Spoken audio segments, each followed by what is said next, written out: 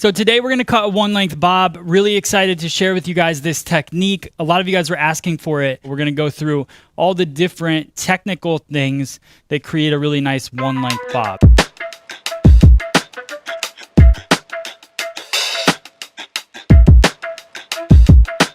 Choice of tools today, what we're going to be using is a YS Park. This is the YS Park 339 comb. I really like this one for precision cutting. And then I'm using the same scissor as yesterday. This is the scissor that Mizutani made for me. There's a few left on freesaloneducation.com if you want one. Don't know if it'll ever be there again. What I really want to focus on first is the sectioning. Sectioning is very simple.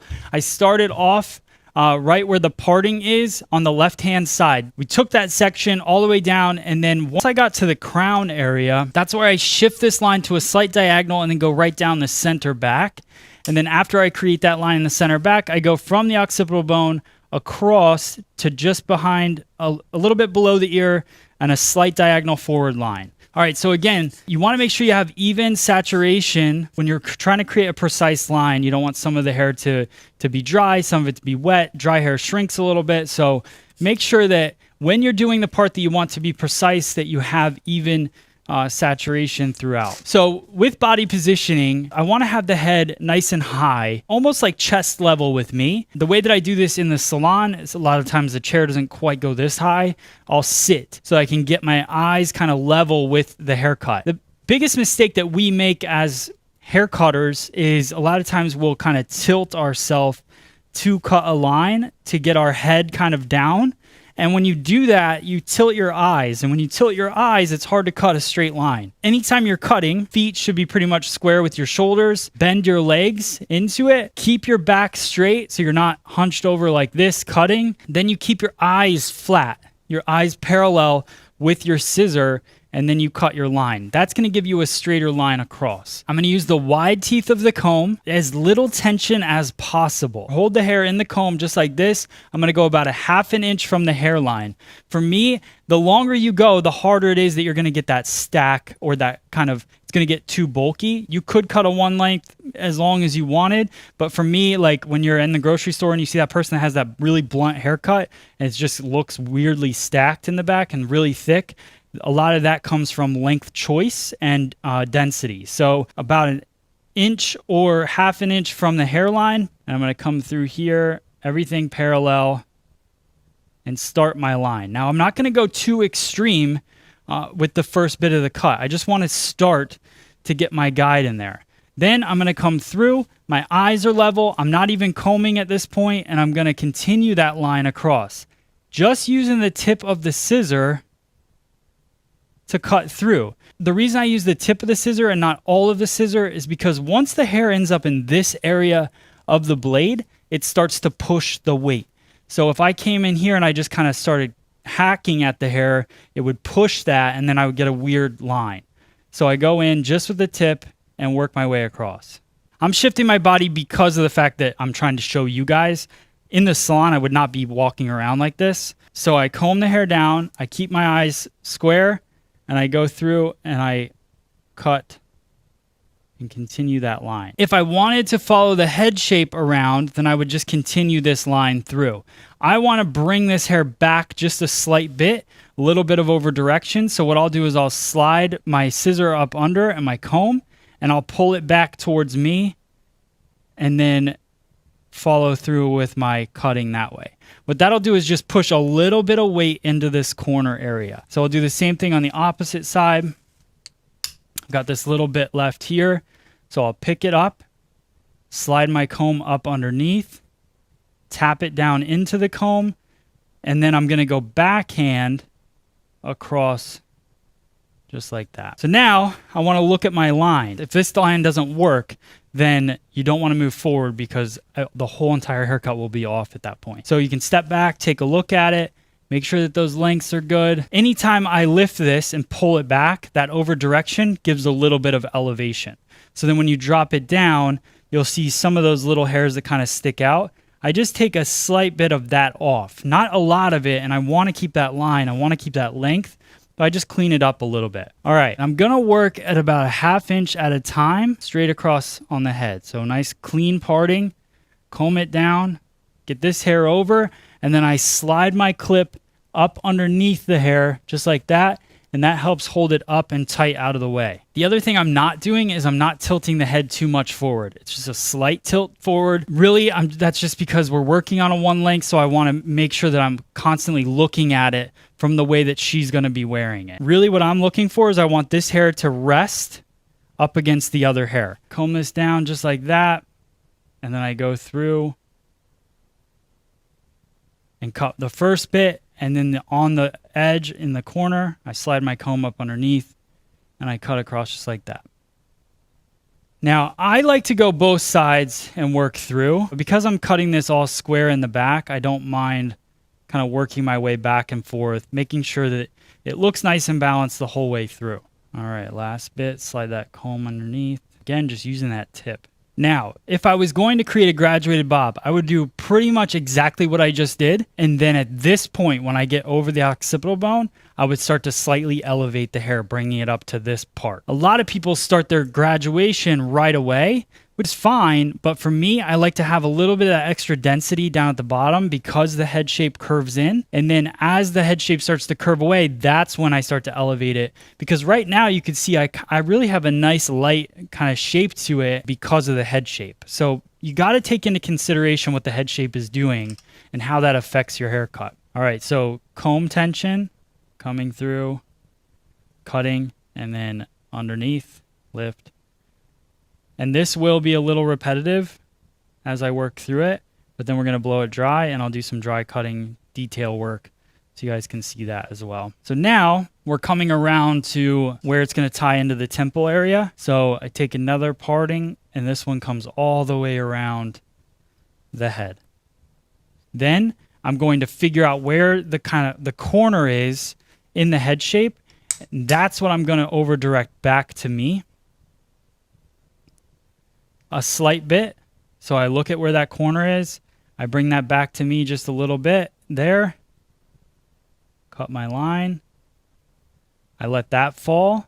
That kind of preserves that corner. And this is where you want the head to be definitely nice and straight. So I comb this down, and now I'm going to take my line just like this around to the front. Again, just using the tip of the scissor. And we're going to create a flat line today, but you could angle this line if you wanted to. It just depends on what you're looking for. I'm also going to continue on this entire side, and I'm just following this guideline now. So straight across there, and then cutting a nice blunt line.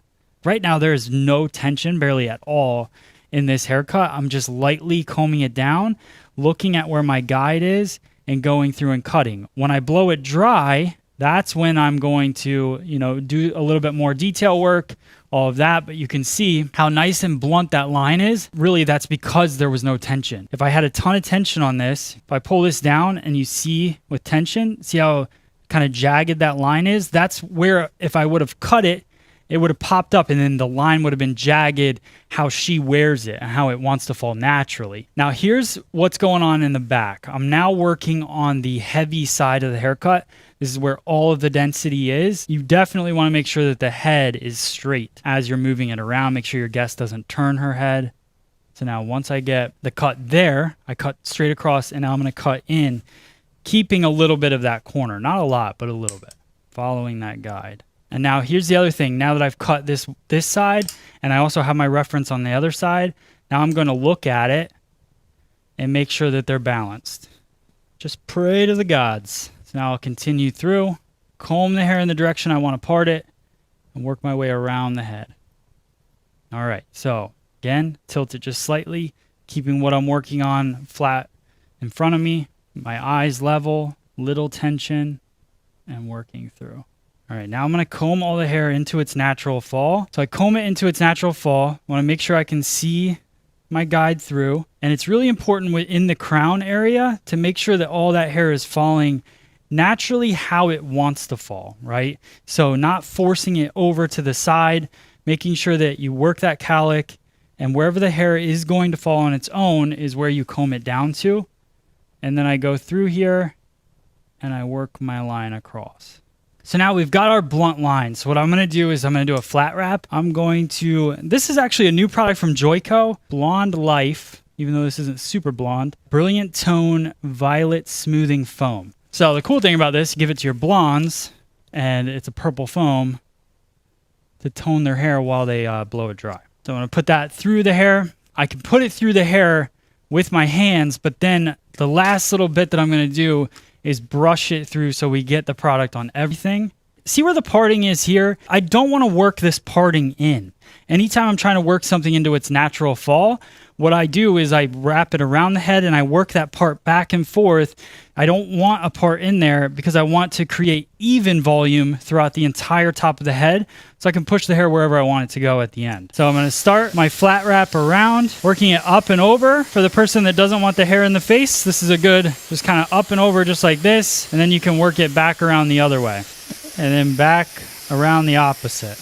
The brush that I'm using is the Paul Mitchell 413. And this has a really light tension to it, so it allows there still to be a good amount of volume in the hair, and it detangles really nice as well. For this particular haircut, I don't want to smooth it too flat to the head. So I'll leaf through it, so I kind of blow dry it over, and then I grab a little section of the hair and lift it and blow dry through.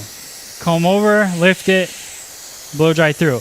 Notice the airflow is going over top of the hair cuticle. That's going to lay it down, make it nice and shiny, keep away the frizz.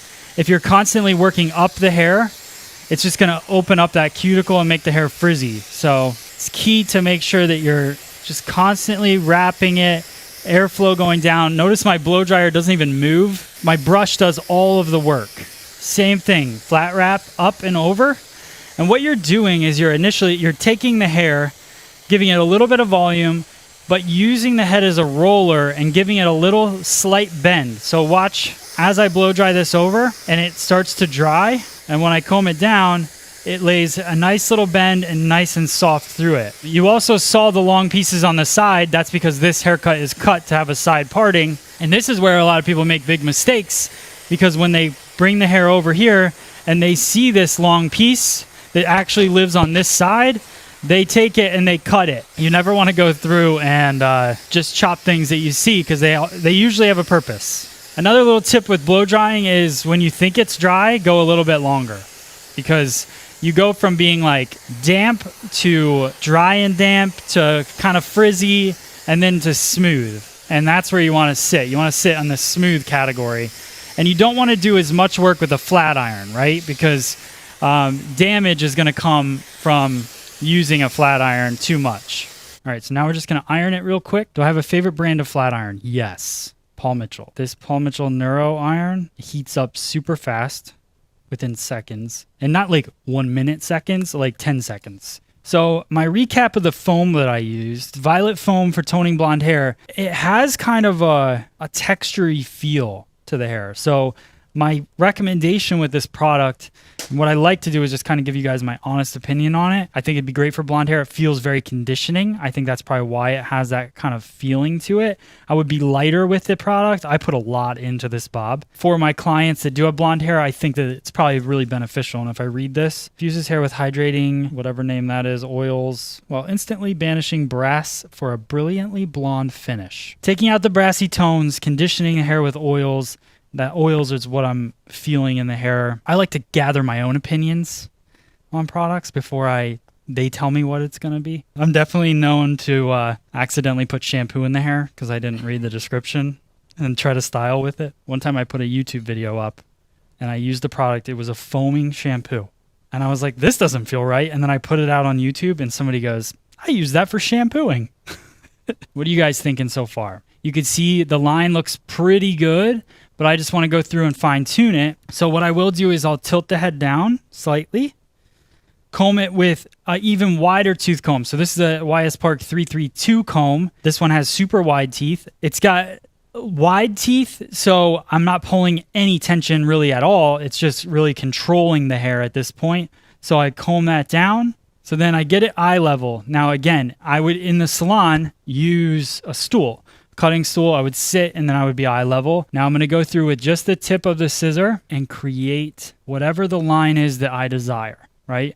So you can get fancy with your line, or you can just go through and clean up what you created in the wet cut. I'll go flat with the blade after I do a little bit with the tip. So the tip, I'll take off the length, like the actual like parts that are sticking out a little bit further.